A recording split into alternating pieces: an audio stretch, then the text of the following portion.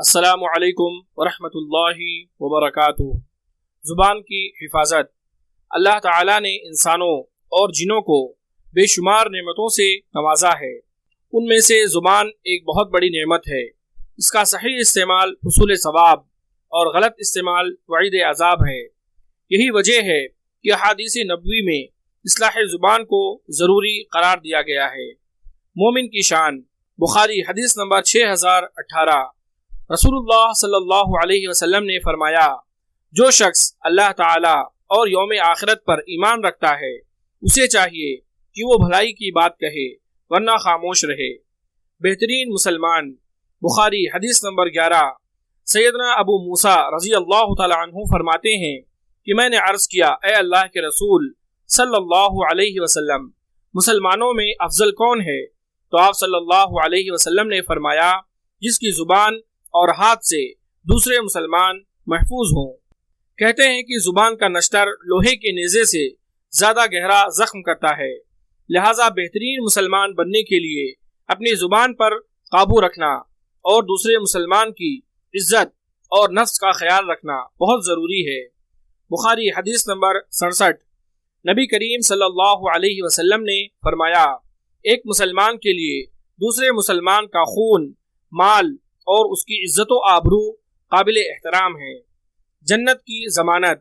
رسول اللہ صلی اللہ علیہ وسلم نے فرمایا، جو مجھے اپنی زبان اور شرمگاہ کی حفاظت کی ضمانت دے تو میں اس کے لیے جنت کی ضمانت دیتا ہوں۔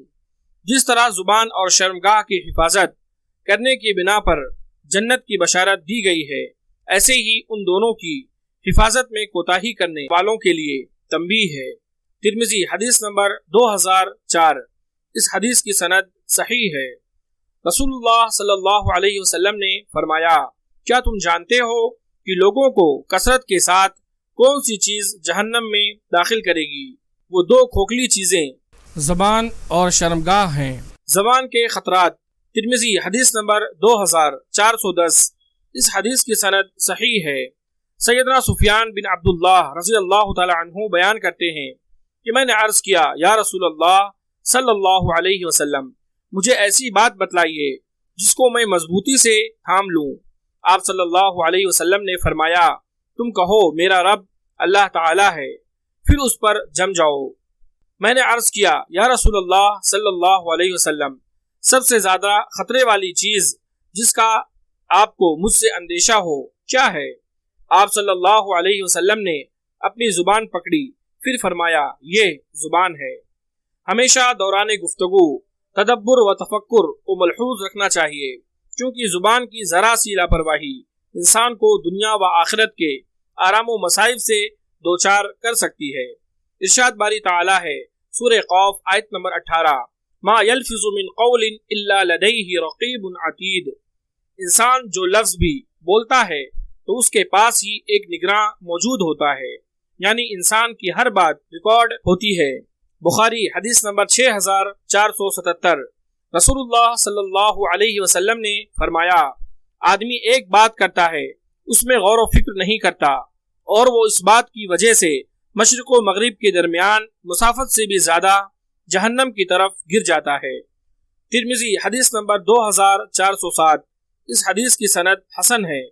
نبی کریم صلی اللہ علیہ وسلم نے فرمایا، جب انسان صبح کرتا ہے تو اس کے تمام اعضاء زبان کی منت سماجت کرتے ہیں اور کہتے ہیں کہ ہمارے بارے میں تجھے اللہ تعالیٰ سے ڈرنا چاہیے، بلا شبہ ہمارا معاملہ تیرے ساتھ وابستہ ہے، اگر تو درست رہے گی تو ہم بھی درست رہیں گے، اور اگر تجھ میں ٹیڑھا پن آ گیا تو ہم بھی ٹیڑھے ہو جائیں گے۔ یعنی پہلے زبان درازی، گالی گلوج ہوتی ہے، پھر لڑائی جھگڑا ہوتا ہے، اور مار جسم کو ہی برداشت کرنا پڑتا ہے۔ اس لیے جسم کے سارے اعضاء زبان کی منت سماجت کرتے ہیں۔ خاموشی میں نجات۔ ترمذی حدیث نمبر 2501۔ اس حدیث کی سند حسن ہے۔ رسول اللہ صلی اللہ علیہ وسلم نے فرمایا، جو شخص خاموش رہے وہ نجات پا گیا۔ مزید آپ صلی اللہ علیہ وسلم نے ارشاد فرمایا، ترمذی حدیث نمبر 2411۔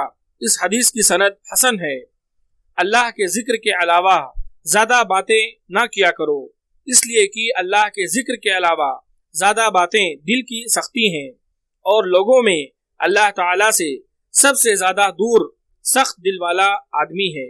اللہ تعالیٰ سے دعا ہے کہ اللہ تعالیٰ ہم تمام لوگوں کو اپنی زبان کی حفاظت کرنے کی توفیق عطا فرمائے، آمین۔